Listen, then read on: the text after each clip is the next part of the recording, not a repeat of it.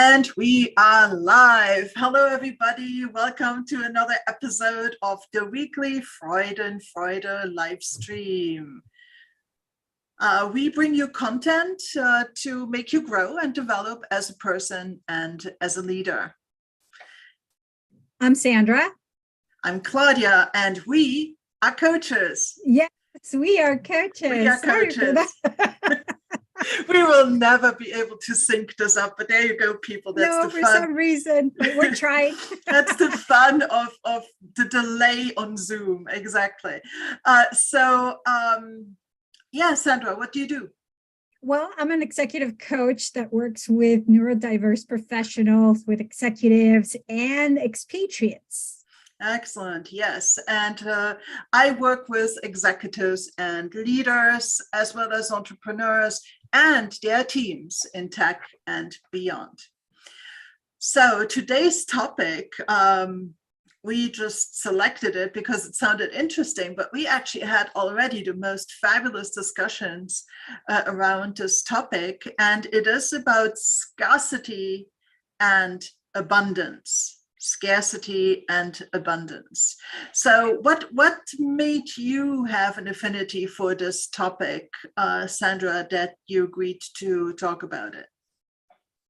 So who we are, how we manage our life, what we are willing to do to succeed, and how limited sometimes we find ourselves without understanding why we're not going after something, has to do with our mindset, with how we were raised, with the external environment, with how we want to fit in society, how we want to be accepted, how we want to be seen, how all the things that young people are looking into achieving, such as popularity, as being known, and now you have social media and all this kind of stuff. So scarcity just seems to be the thing that a lot of the people in a certain level of society kind of live in a constant way. And it kind of made me think, is this how we are raised, with the purpose to keep people in that level? Is it something that you can change? Where does it come from? How can you change it? All those kind of things. And abundance, it's like you're always questioning why them, the typical them, and why not me? Or what can I do to be them and improve myself? Or, it can be based on financial intelligence, education, as how you look and how you are perceived. That has a lot to do with perception also. Yep. And quality and versus quantity. So there's so much in this topic that it's a never-ending thing. What do you think? Well, I think that for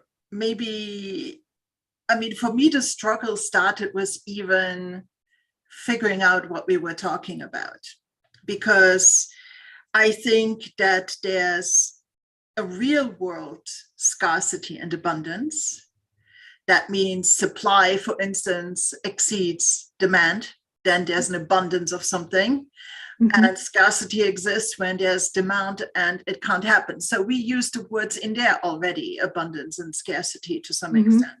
Mm-hmm. But what interests us here is the inner game of scarcity and abundance. And rather than labeling the show scarcity and abundance, I actually called it the scarcity versus abundance mindsets, and mm-hmm. Exactly to bring it more to this thing. I think, however, that even there's like two aspects of it. The first one, which sometimes you see it in definitions, is that it relates to the belief whether or not there's enough resources, success, opportunities going around for everybody or not. So it's more on that level of the possible, of what is possible. Is it in surplus or not?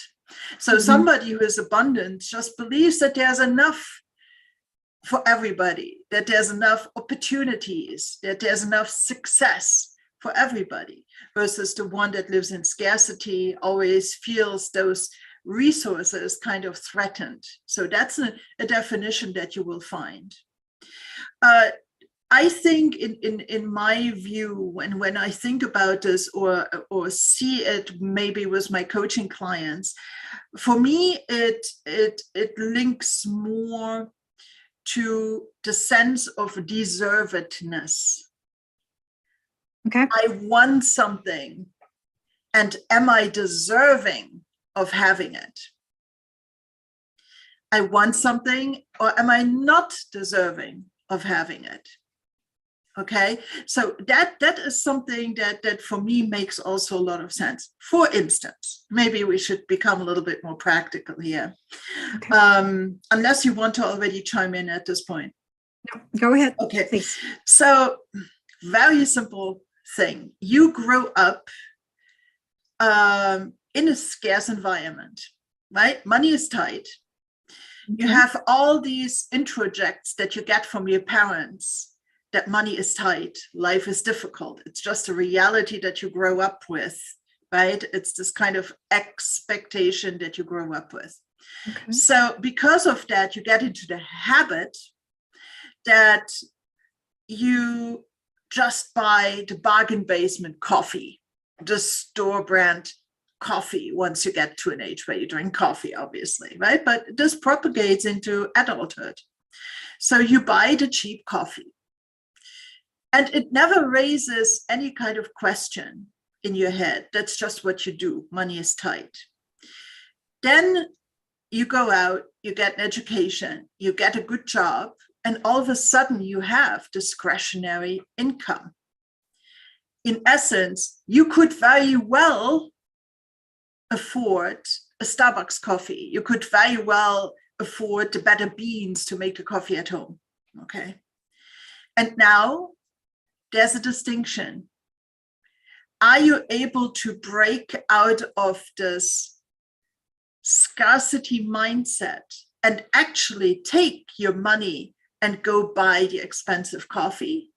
Or is that still not possible? And you still go back and buy the cheap coffee because you think you're still not deserving, or you're still fearful of this good thing not lasting. And it's still, despite you having this freedom now, financial freedom in this example, you still hold tight. You still hold tight. You're still not able to open up to the opportunity, open up to feeling deserving of the good stuff. After all, you're working for it, and you have put in the effort, and nothing says that it's not going to last. But it's for you to spend like $5 on a coffee is something that is so viscerally difficult that you just can't. You just can't. And I think that despite the external circumstances, even when these external circumstances change, sometimes we get stuck in our scarcity or abundance mindset. The other advantage is true as well. You might have grown up with a lot of abundance, and consciously so. Dreams were always big. Possibilities always seemed endless. Well, even if you fall on hard times, you're actually going to carry this abundance mindset with you. Even if all of a sudden your actual, let's say, because it's always easy for us to relate to, your actual financial things have shrunk, your abundance mindset stays intact. And you approach this thing with the confidence that, everything is going to work out. So there is a link to external factors, certainly. On the other hand, I think it's a belief system. It's what we think about, how we perceive it, and essentially the box we live in. Is it a small box or is it a large box that we live in terms of our beliefs? And so it's important as coaches, I think, to know which aspect we're talking about. Did that make any sense at all? Well, for me, it didn't. And I hope that whoever's watching this did too, because who cannot relate with the uncertainty of being able to afford this brand or this brand? And if you're able to afford the better brand, what are the chances of you being able to still afford it the next time? Or what are you going to have to give up, right? Because sometimes for every yes, you have to say no. What are you willing to give up in order for you to have this better brand, right? Who doesn't have that? And even people within their abundance have to make choices as well, right? Sometimes. But, you know, there's something that just happened about, I would say 3 hours ago, and my husband, and I thought, wow, this is powerful, what he told me. So he came home and he has been fixing the Ford Explorer. We bought an old one for me to drive here in Saudi Arabia. And old, very old. But my husband saw it as a project as soon as finding that it, what are the problems? And he thought, I can do this. I can fix this. I'm an engineer. How hard can it be? So that's the first step towards a mindset of abundance, right? To say, how hard can it be? You have to determine what are you willing to do in order for you to achieve this. And in his case, he said, what am I willing to do during the weekends, sacrifice weekends, in order for me to be able to fix this car? And he started dedicating time into printing, reading, and doing all these things. And then and comparing notes. I mean, to make it a short story, he has been working on this car for a year now. Everything was working fine until some little detail. Today, he received the new piece and he said, I'm going to go and change it. Can you come with me? He changes the piece and suddenly the car does not want to start. It just didn't want to start. After a while, he was frustrated. He watched a YouTube video. He found the problem. He solved. But then it needed, obviously, some new changes tomorrow. Okay, we said tomorrow. We're sitting down, enjoying watching TV, and he tells me, I really want to go and do it now. I said, calm down. I said, what is this thing? It's already, what was it, 7 o'clock at night. You cannot see anything anymore. Just, you'll do it tomorrow. At least that's my way of seeing things. Like there's always a time for things that you want to achieve. And he told me the difference between you and I. He's like, nothing is stopping me from changing again, because he was already in his pajama, from changing again into my work clothes and going out and doing it. Nothing's stopping me. But you're right. In a sort of a way, I have to wait until tomorrow that there's light again so that I can see better and do things better. He's like, but that's the thing. I have nothing that is stopping me. I am self-motivated, and that's why I want to do it now versus waiting tomorrow. And it kind of got me thinking, oh my God, for people that are out there that are listening to this, they're like, okay, so sometimes I have a wanting or a mindset of abundance, but I can't seem to get myself there. What is wrong with me? Do I really not want this? No, it's just that some people are self-motivated. Like in this case, my husband, he is motivated by knowledge, by understanding, by that thing of I'm able to achieve something. And he is satisfied with that because every single thing that he does, he counts it as one thing, like every little step. And he is not running towards trying to achieve a lot of things. Like he's enjoying every single step of the way. However, the whole point of this is that he has no limitation in his mind. He's like, I can do this anytime. I can do it right now. Right, right. And scarcity is the point where, you know, if I change and if I go out there and fix it, I'm going to, you know, what I want to do, which is do nothing. And there's this holding yourself back. Yeah. So maybe it can, you know, it floats together with those concepts of just a sense of the possible. Yes. A sense of the possible, and the agency that comes with it. Right, self-starting, the going after it, and because it's possible, I can do it, and I am going to do it. On the other hand, you know, maybe a husband is like, I cannot count the number of nights I couldn't sleep because I had to do something that was bugging me right then and there. Okay, so that's beside the point.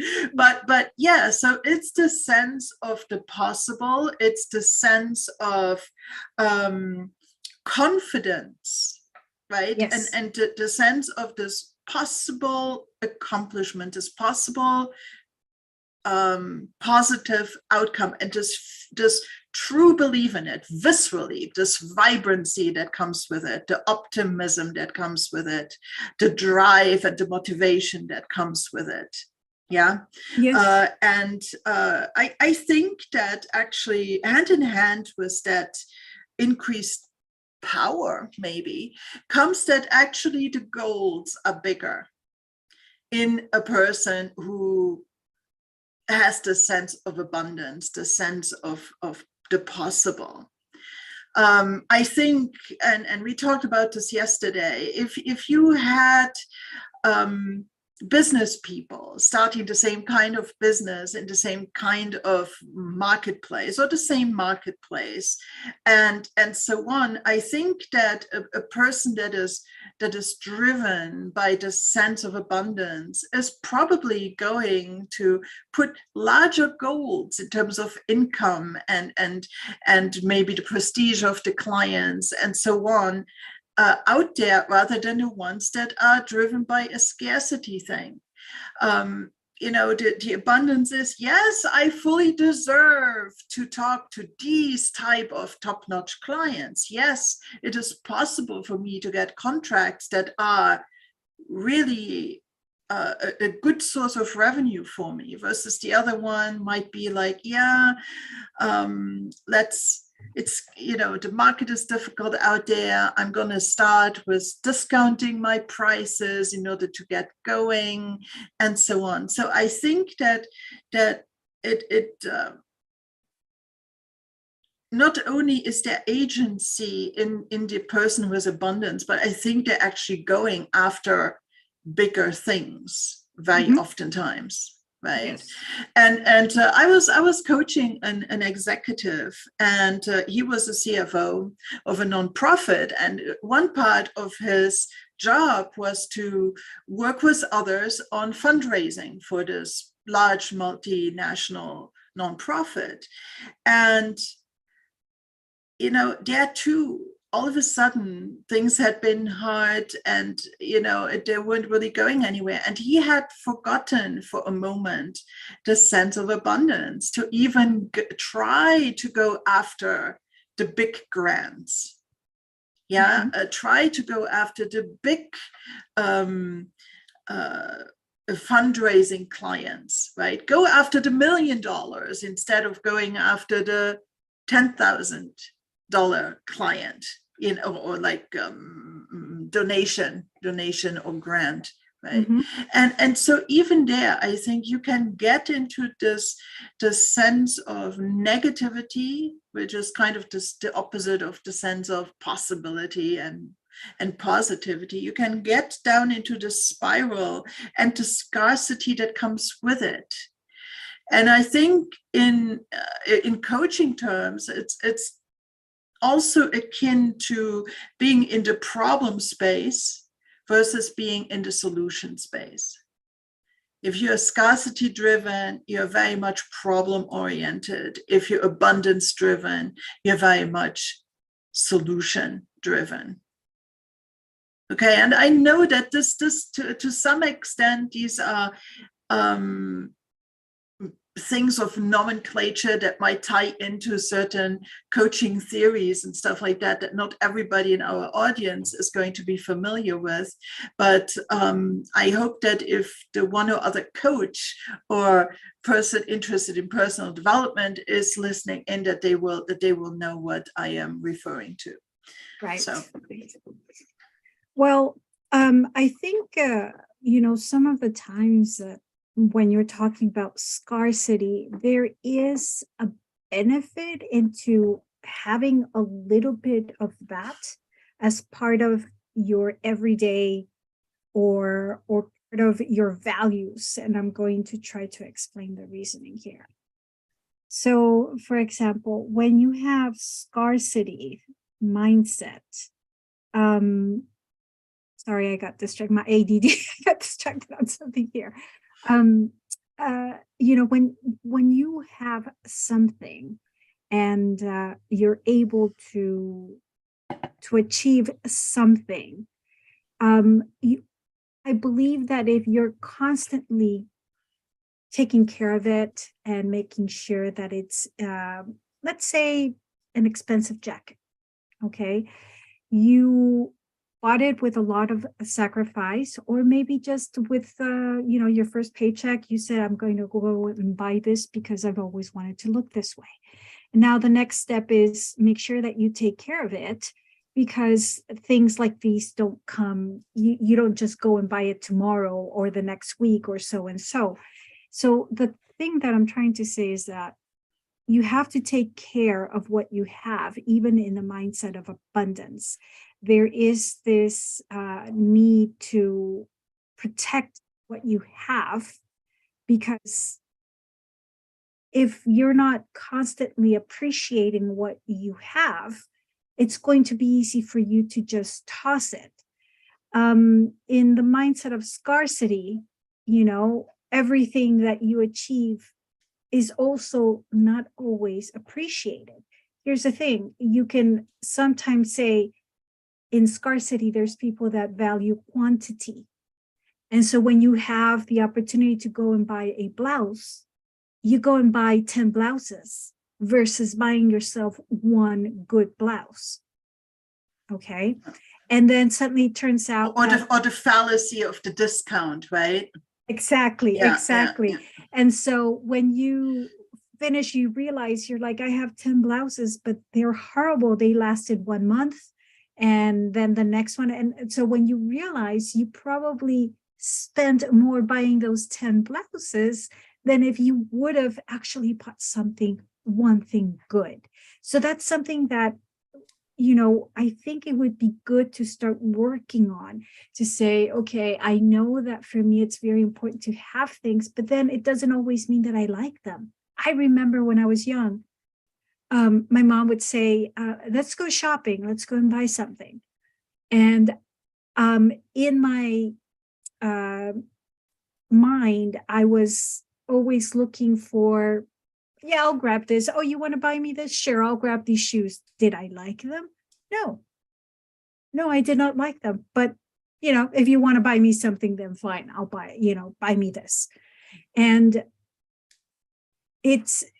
I kind of now realize how many opportunities I had of making something valuable, something important, of understanding the value of having something, right? Versus probably struggling through knowing what it is to not have something and really wanting it. It's a lesson that you have to learn. I know that for a lot of people, it's kind of confusing what I'm saying, so I apologize, but it's people that in societies, you acquire things based on how people see you. right? You probably don't want something, but just because it's in fashion, you're going to go and get it. And, or because it's expected of you to have it, you go and have it. That's not necessarily a mindset of abundance. That's just peer pressure. Not exactly. It's peer pressure and just falling into society. So don't confuse peer pressure and society's expectations of you with scarcity and abundance. Just start making your own choices and start thinking, am I shopping out of scarcity because I believe that I am not going to find this on sale again? Yeah. Or when you realize it's going to be on sale next month, because that's always how it is. There's always that same product is going to come out on sale again, right? Yeah, I really think you're onto something there in terms of this. You don't know if you can ever buy it again or see it again at that price, and it's kind of this fear of future scarcity, right? What they call fear of missing out. Yeah, fear of missing out, exactly. But the people that live in abundance, they say, okay, I could get it today, I can get it tomorrow, I will have enough when I need it. Yeah. Or so they think. And yeah, no, but it's so they think, but all of this is beliefs and perception. Whether it becomes reality or not is ultimately uncircumstantial. But it's like they believe today that tomorrow they will have enough, that they will find something stylish tomorrow if they need it. The scarcity person, the person with a sense of scarcity, they might say, oh my God, I have to have this now because I do not know if I can get it tomorrow, if I will have the funds or whatever. Moreover, not only is the thing of accumulation, but it's a sense of not being able to let go of extra stuff later. And yeah, because it's kind of this hoarding thing. I do not want to get rid of this blouse that I haven't worn in 3 years, let's say, because I never know. It might come in useful someday. It might come back into fashion someday. And in the meantime, we live in overcluttered houses with plenty of often cheap stuff. It's kind of the curse of the middle class, I think, in quite a few countries. There's just too much. And so it's this urge sometimes to over accumulate and this inability to let go. I want to touch on something that you said earlier. You said a little bit of the sense of scarcity in everyday life would be a good thing. I think I know what you mean, but I think I would rather say what we need is gratitude. Frame it as something positive rather than we need a little bit of scarcity. No, we need more gratitude for the things that we do have, for the positive things, the being appreciative of the good things that we have and realizing that we have so much, maybe not everything we want, but we have so much. And so maybe that's a way to reframe it. That what you need is more gratitude for all the things that you have, and which incidentally also I think is a way, it's a pathway from a scarcity mindset to an abundance mindset. Because imagine you realize you should become more abundance oriented. What do you do to maybe foster more of this sense of abundance and minimize over time your sense of scarcity? And I think gratitude is part of it. Surrounding yourself with people that have an abundant mindset, reframing negative scarcity-based beliefs into something more positive. growth mindset, I think, as well, that go after opportunities, and even if there's some setbacks along the way, there are growth opportunities, and ultimately even those things are not you shrinking, but still you growing in the opportunities that you go after. And I think just maybe forcing yourself a little bit more to take action and have agency, rather than just saying, okay, it's not going to happen, it's not possible, and so on. Trying it nevertheless.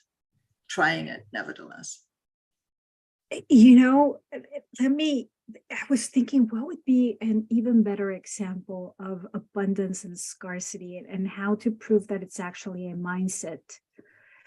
The pandemic. How many months was the world not able to go out and shop? How many months were we actually sitting there with what we had and appreciating? Because the pandemic for a lot of people was in a sort of a way a blessing. And hear me out, people, I know that it's a hard thing to listen to, but for a lot of people, for couples and for families, it became a blessing because it brought them together. And it showed how the world was in a mindset of just getting. And during the pandemic, yes, it's proven that Amazon became even more rich with the pandemic, but it was because stores were not opened, delivery was not available from other places. They were the only ones providing actual delivery, right? So what I'm trying to say is that we were appreciative of what we had at home, and what we had was good enough for us to survive during the pandemic, right? And nobody was stressed out that they did not have the better or the bestest, I'm doing this on purpose, the bestest lemon squeezer currently on the market. Nobody was thinking about that. They were working with what they had, and they were happy because they were healthy. That was they were healthy. Their loved ones were hopefully doing okay. Exactly. And that they had access to food and the medication when medication. It came. When it came, we were more than happy, and we were so grateful, right? And even those the people that were choosing not to get vaccinated, they were still happy because they had their health, regardless of whatever you want to say. But it was a time of a tremendous gratitude mindset, where we were good with what we had. And the proof was during that pandemic. As soon as we came out of it, I do believe that people wanted to remember what it was to go back and go shopping and everything else. But I do see people still kind of realizing, oh, I remember that I didn't need this, so why do I need it now? People, I'm finding that people did go shopping a lot during Christmas, but not as usual years. Oh, okay. There was supposed a study. Yes, the past year, there was a good high or increment in Christmas shopping from prior years, because that was the first Christmas that we were coming out of the pandemic in the US, right? Versus other countries. So, but once we are now coming down, and then there's still the fear of, there's still the new variants. I mean, the point here is we were appreciative of what we had during the pandemic. And it wasn't a mindset of scarcity. It wasn't. We were just grateful. And now that we are out of the pandemic, does that mean that we're back to the mindset of scarcity? No. You just realize that you didn't need all of that to be happy. So put a little bit thought into that, into your daily life, and say, well, am I just believing that I would be happier if I had this? Am I just a victim of consumption and buying and all this kind of stuff? Is it just in my mind? Yeah, it really is. It really is a mindset. Scarcity is what you make of it. And you can work with what you have and kind of start realizing that you work towards what you want and you're going to get it. See, a lot of people think, I want to win the lottery, but you don't go and buy the lottery. So that's kind of like, yeah, I have a mindset of abundance, but am I going to become a millionaire if I don't go and buy the lottery? Yeah. So that's what I'm trying to tell people. If you want to be a person that speaks in conferences, if you want to become a teacher, if you want to become an engineer, you have to put the work behind it. Remember the example that I gave you about what was it? The actor Jim Carrey. Jim Carrey. Yeah, Thank you for reminding us. So Jim Carrey, he says that he heard a teacher. He was in Catholic school, okay, when he was young, and he heard a teacher that said, "I never have anything to worry about because I leave things to God. I ask for it, I express it, and I leave it to the universe to take care of it." And now he said, "Well, that's easy. I'm going to go and do it at home." And that's what he did because he wanted a bicycle.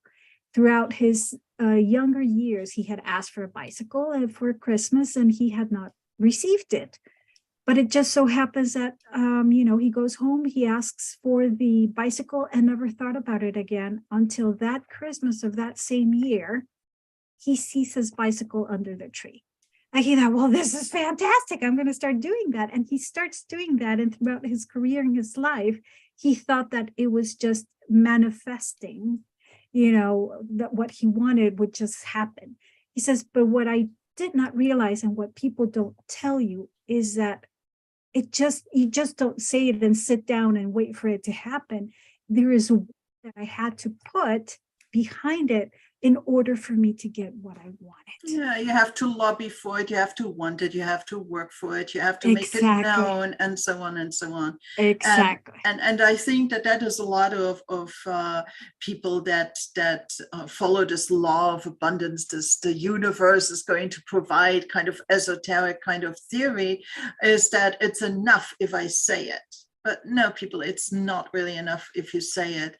I think you have to say it to make it clear to yourself that is what you want, and to open your brain to the possibility that it is possible, and then you make it happen. Then you make it happen.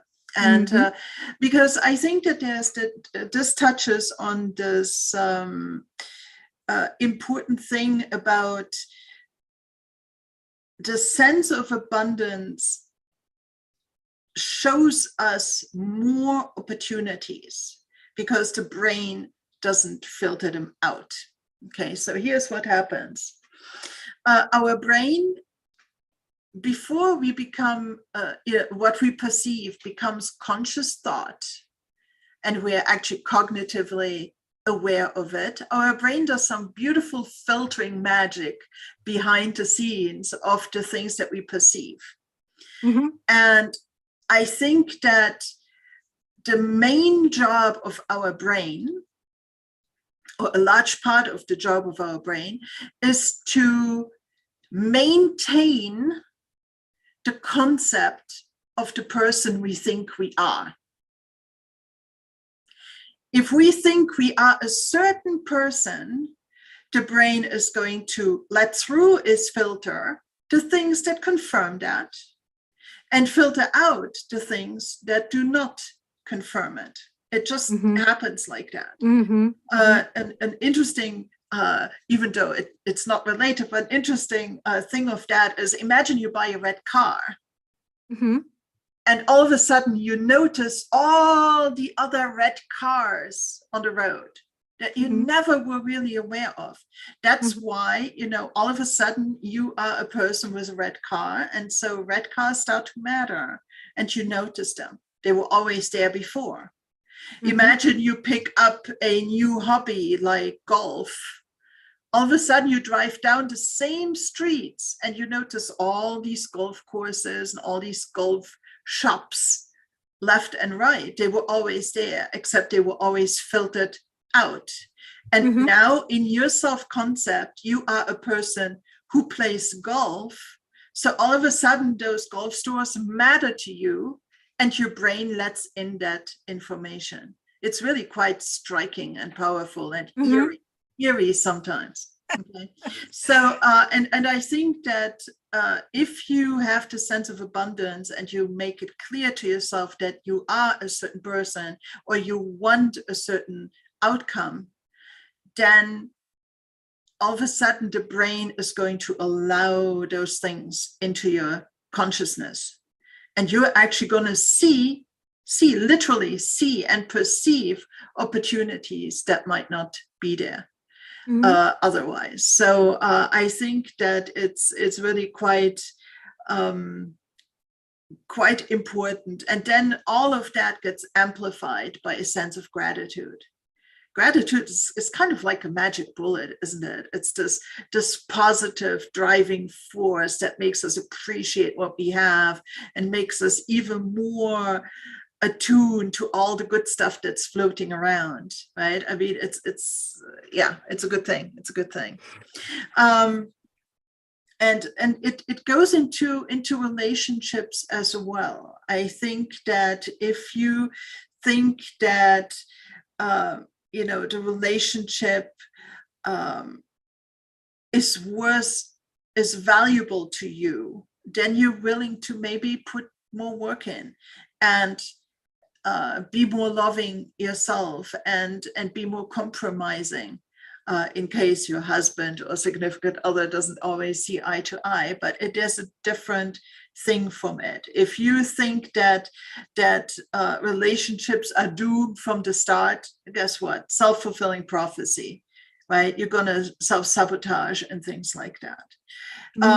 I think you mentioned this the story of this gentleman who was rich 3 times and then poor 3 times. I think that's maybe a good example here. Right. So Stephen Covey has, in one of his books, he mentions this example, and it's quite interesting. He had a client as a coach. He had a client that suddenly he came one day and said, "I need help." And he saw the man well dressed and said, "Well, what could this gentleman need from me?" And he said, "I have a problem and I have been rich 3 times. He's like, "Yeah, I don't see the problem in that." He's like, "No, there is. The problem is that I've lost my fortune 3 times, and 3 times," well, now he was going on the 4th one,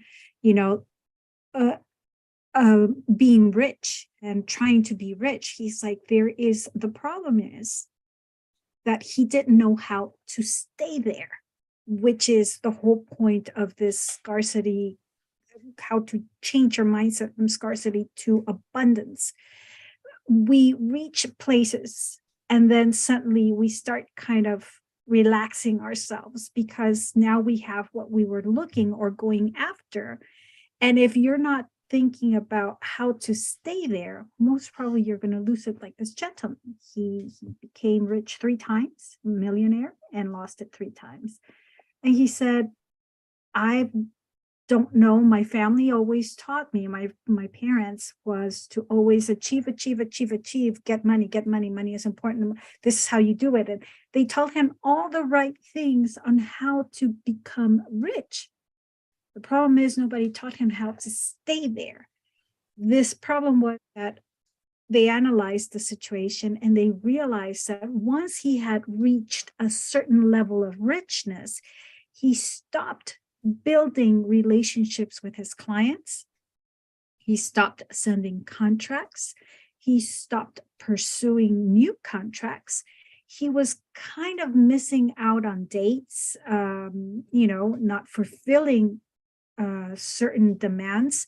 And so, yes, it starts in 1, 2, 3, 4 places. And then when you least realize, it starts projecting in your entire business, right? And you lose clients that way. Yeah. So that was the whole problem, that he didn't know how to stay rich. He didn't know how to continue that motivation of, and so then they realized, well, hello, there's people that are dedicated to that kind of thing. So they started to realize, well, you cannot do everything, right? Because that's the whole trick of this, that they showed him that he knows how to do this backside of the business, but he was trying to cover everything.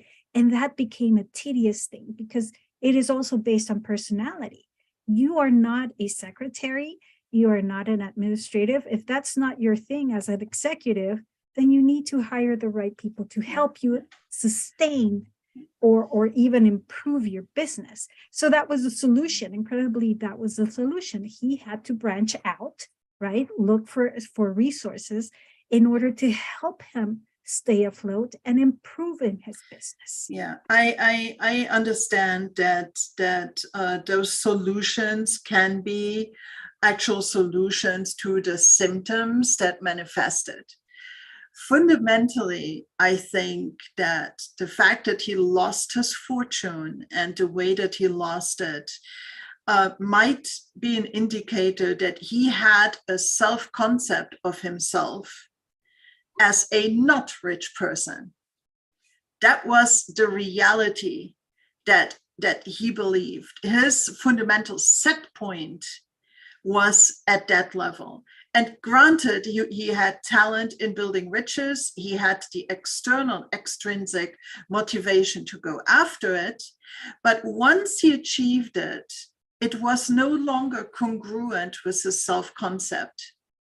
It didn't fit.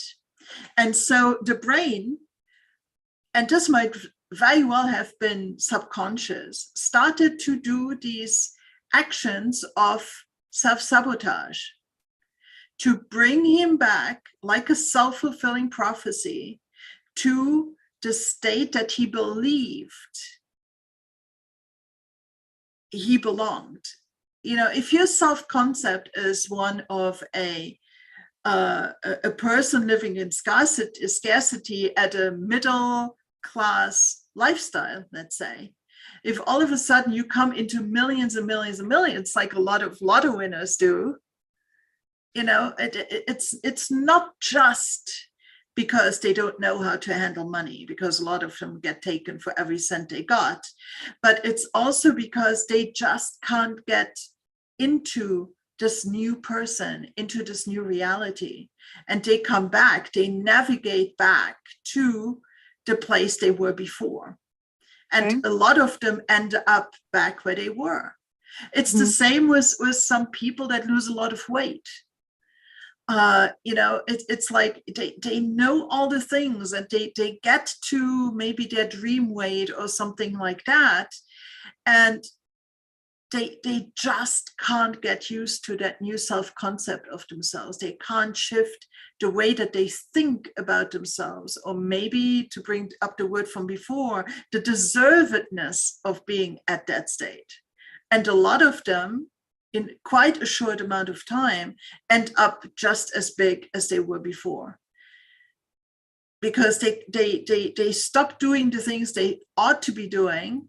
And the reason why they stop is because it's not because it's necessarily hard, because they did it to get down the weight, but because maybe in a subconscious attempt to get back to the person that they believe they are. Yeah. So it's quite a psychological mess when we look at these things. And these are just some interpretations and some options. Obviously, everybody is different. We're not trying to label people or generalize the situation. We're just saying that this is a complicated thing.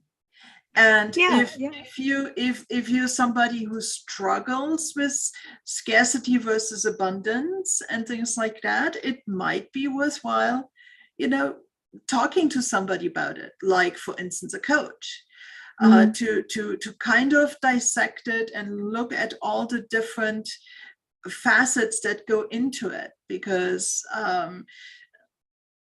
it has what you believe and the way that you, the way that you you think about scarcity or abundance has very real impact on your day-to-day life, on how you behave, how happy you are, how which opportunities you're able to perceive, and so on. It's really there.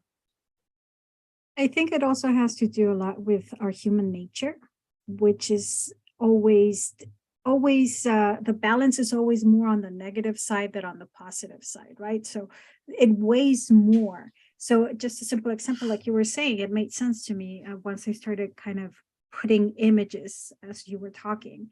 I thought it's very true when you're losing weight and everything else. Once you get to your weight, how do you sustain that? Well, you don't know how to, because you say, okay, am I going to be doing this still rest of my life, or now what do I do? And then it becomes a little bit of hard work, and then suddenly you start realizing, well, I can eat this little biscuit, or I can eat this piece of pie.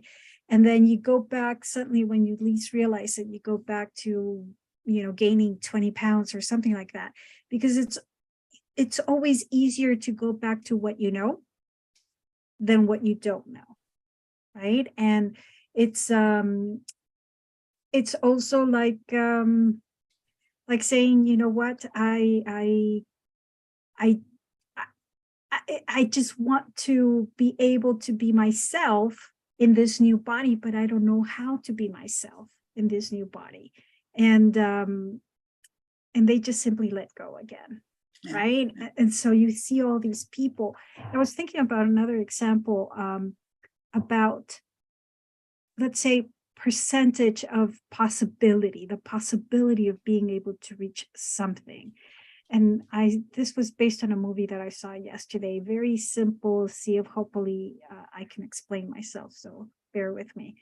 It was an action movie. The girl found herself with a certain percentage of being able to save the world. Okay, it was 15% chance of possibility that what she was thinking would work. And this was based on some guy's assessment from the White House. And she said, well, you know what? If it's 15%, I can work with that, because that's still a possibility. And well, like every action movie, yay, she saved the day and everything else. But the whole point of this was, what we always look at is towards the 85% of you not able to do it. So you focus on, it's the bigger possibility of not me being able to achieve it, versus that small 15% is still a possibility. Yeah. Like the glass half full versus the glass half empty, right? Exactly. Isn't that actually like a really good analogy for all this? Yeah, yes. Yeah. So I thought it was, and when you watched it, and it wasn't just like, oh, suddenly she saved the world. No, they showed how she did it. And I was like, oh, there has to be, there's going to be something here that Hollywood is going to do to make it look like she achieved it. I was looking at it, and I looked at her body, and I thought, this girl has been training for this movie, or this is how she is normally. And she just this just comes out natural to her. She eats something that I would say is only achievable by some of the best army men, or the green berets and all that kind of stuff, people in that kind of condition. And I thought, well, what it means is, she said 15%, but I've been training for this. I know what I have to do. And this is part of the abundance. They know what they have to do. They just don't think about it. Now they say, what do I have to do to achieve this? And they think of all the possibilities. And in her mind, she knew in her heart that she had the physical ability to achieve it.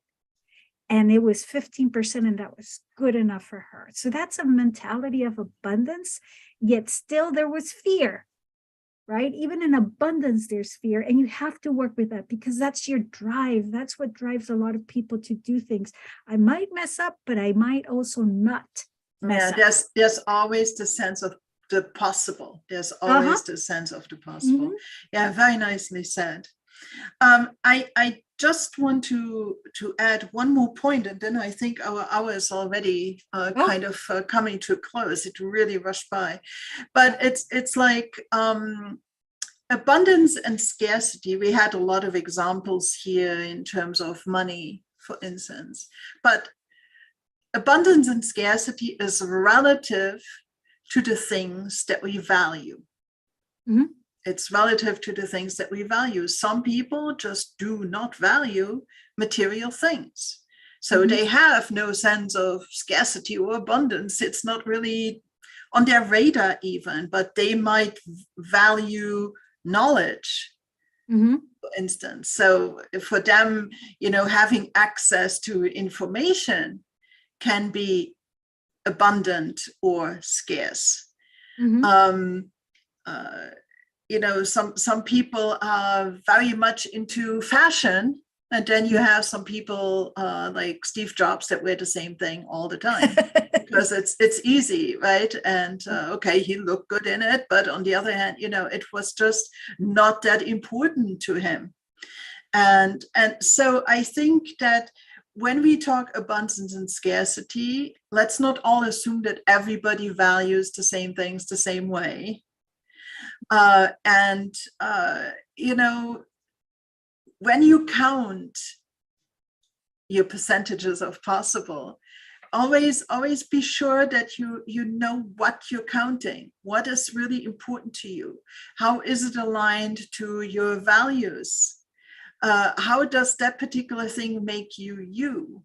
And so I think that it's important to not forget that we do not all value or see the same reality the same way, because also what for one person might be still scarce, for the others might already be quite abundant. So it's a personal thing. It depends on what you value. It depends on just your internal frameworks. So you do you, and you let others do themselves. Mm-hmm. Yeah. Nothing better than live and let live. Live and let live. Yes. So you want to close it? Is there anything else you would like to add? I think we can close it. I think we touched on a lot of different things. Again, if anybody seeing this at any time now or in the future has something to share, please post something into the comments or get in touch with us. Our contact information is in the video description. And I really hope that folks had at least a little bit of value from this. I know I had fun. Thank you so much, Sandra, for the exchange. Thank you. Everybody subscribe to our channel, show us some love by clicking like or posting a comment or something like that. It would be lovely. Mm-hmm. Tell your friends too. Yes. Good. Yes. We want to hear from you. And anything that you would like to share, if you have your own experience of how you went from scarcity to abundance, or how maybe suddenly you found yourself in a moment of going from abundance to scarcity, we would like to hear, and how you recovered your mojo to go back to your abundance. So thank you very much for watching us. We appreciate it, Claudia. Thank you for your time. Thank you for sharing with me. And it was a pleasure being with you today. Yeah. Awesome. We will all see you next week. I will see you next week, Sandra. Thank you so much. Take care, everybody. Thank you. Bye-bye. Bye.